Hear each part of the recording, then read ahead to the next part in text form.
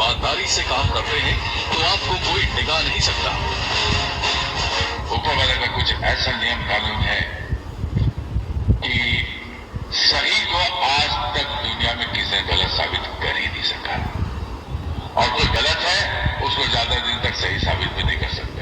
वो ये महसूस कर लेते हैं कि भाई बड़ा गलत हो रहा है, अब डिफेंसिव ज्यादा हो जाते हैं, जो शायद यहाँ पर भी आप लोगों में से कुछ लोग हुए हैं, और वो उचित नहीं है। जब आप सही हो ऐसे परिस्थितियों में और एग्रेसिव होना चाहिए आपको, और बढ़ के निकल के लोगों को समझाना चाहिए, बताना चाहिए, और व्यवसाय को और बड़ा रूप देना चाहिए। मौका अच्छा होता है। सहारा प्रणाम। सहारा से जुड़े हुए लाखों कर्तव्योगी साथीगण और सहारा के करोड़ों निवेशक साथियों का एक बार फिर से हार्दिक अभिनंदन, स्वागत है। दोस्तों, छत्तीसगढ़ रायपुर से एक व्यक्ति की चर्चा आजकल बहुत जोर शोर से चल रहा है। 89 ईयर के जागेश्वर जी, जिन्होंने 100 रुपये का रिश्वत लिया था और 39 ईयर के बाद वो निर्दोष साबित हुए हैं। क्या कमाल के हिम्मत वाले रहे होंगे वो। नौकरी गया, इज्जत गया, सम्मान गया, लेकिन उसके बावजूद लड़ते रहे। 39 ईयर के बाद उनको आज न्याय मिला, मगर वो न्याय है किस काम का?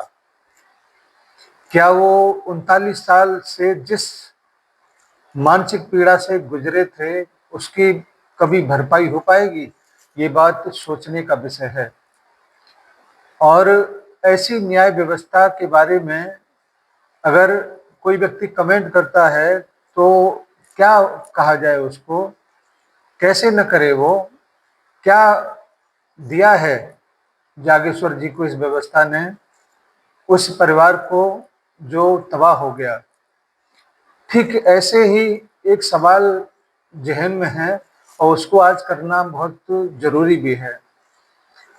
सुप्रीम कोर्ट के माध्यम से अब सहारा का मामला भी बिल्कुल अपने अंतिम पड़ाव पर है और लाखों कर्तव्योगी साथियों का पूरा विश्वास है कि सहारा निर्दोष साबित होगा। लेकिन सोचने का विषय यह है कि अगर सहारा निर्दोष साबित हुआ सुप्रीम कोर्ट के माध्यम से, जो कि होगा ही, तो फिर लाखों जिंदगियों को तबाह करने की जिम्मेदारी किसकी होगी? कौन लेगा ये जिम्मेदारी? लाखों लोगों के जीवन को बर्बाद करने का श्रेय किसको जाएगा? और एक हंसते खेलते परिवार को इस कदर प्रताड़ित करने की जिम्मेदारी किसके माथे पर लिखी जाएगी? ये सोचने का विषय है। हम किस व्यवस्था के तहत रह रहे हैं, इसको किस तरीके से देखा जा रहा है, ये हम नहीं, बहुत सारे उदाहरण इस देश में मौजूद हैं जो 30 साल, 40 साल, 50 साल से न्याय के लिए अपनी एड़ियां रगड़ रहे हैं, लेकिन उनको न्याय नहीं मिलता। हमारे निवेशक जो अपनी मेहनत की कमाई को एक जगह पर निवेश करके कौन सा गुनाह कर दिए? क्या हम सहारा के कार्यकर्ता भी उनके दरवाजे पर जाकर उनके भविष्य के सपनों को दिखाकर क्या अपराध कर दिए? ये भी सोचने का विषय है। अगर कोई रेगुलेटर काम करने का अनुमति देता है और उस काम करने के बाद में भी उसको आरोप प्रत्यारोपों का सामना करना पड़ता है, तो इसमें गलतियां किसकी हैं? और गलतियां अगर हो भी गया है तो इसका मतलब ये नहीं कि उसको तबाह कर दिया जाए, तहस नहस कर दिया जाए। ये भी सोचने का विषय है। रोड पर चलते हुए वाहन को अगर कोई ट्रैफिक हवलदार पकड़ लेता है तो जुर्माना लगाकर उसको जाने देता है, छोड़ देता है, चालान कर देता है, लेकिन ये कभी नहीं देखा जाता कि अगर ड्राइवरी लाइसेंस नहीं है, अगर कोई उसमें एनवायरनमेंट का सर्टिफिकेट नहीं है या कोई और कमियां हैं उसमें, तो उसको उसके वाहन को पकड़ के और खुद उसको पकड़ के बैठा लिया जाए और बंधक बना लिया जाए। इन सारी चीज़ों को समझने के लिए ये जो जागेश्वर जी वाला कहानी है, ये सबसे बेहतरीन उदाहरण हो सकता है कि एक व्यक्ति 100 रुपये का रिश्वत लेता हुआ पाया जाता है और उसकी सरकारी नौकरी को भी छीन लिया जाता है, उसके सारे सिस्टम को छीन लिया जाता है, सम्मान को छीन लिया जाता है, घर परिवार से तबाह हो जाता है और अंततः क्या निकलता है, जिस जज्बे के साथ रायपुर के जागेश्वर जी के द्वारा जिस प्रकार से हिम्मत के साथ इन सारी बुराइयों के अगेंस्ट में खड़े होकर लड़ाइयों को लड़ा गया है, ये काबिल तारीफ है। और तारीफ तो जागेश्वर की हो सकती है, लेकिन सिस्टम की केवल और केवल धुतकारा जा सकता है कि क्या एक इंसान के जीवन के साथ कैसे खिलवाड़ किया गया।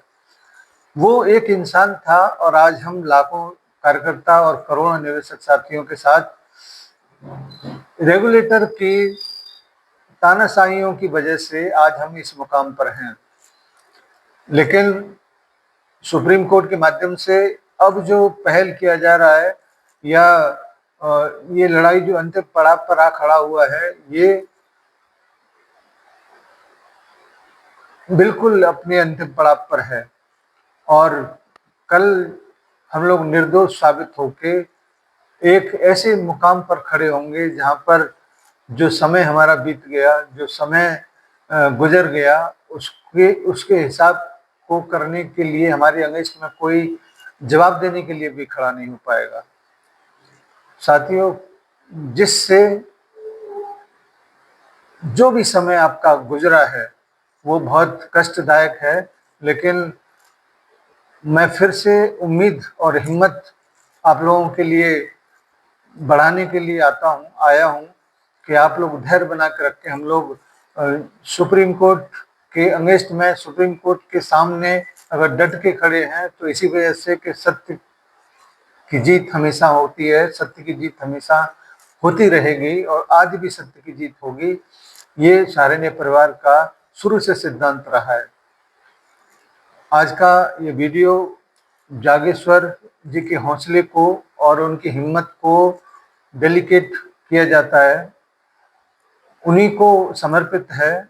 मैं ज़रूर ये सैल्यूट करूँगा उनके हौसले को और उनसे प्रेरणा लेने की भी ज़रूरत है कि एक व्यक्ति 40-39 साल तक सिस्टम के साथ लड़ा, कभी हिम्मत नहीं हारा। हम लोग भी उनसे प्रेरणा लेते हुए हिम्मत को बना के रखें और आने वाले समय में विजय श्री के लिए भी तैयार हैं। जल्दी ही हम लोग विजय श्री को प्राप्त करेंगे, ऐसी मुझे पूरा उम्मीद है।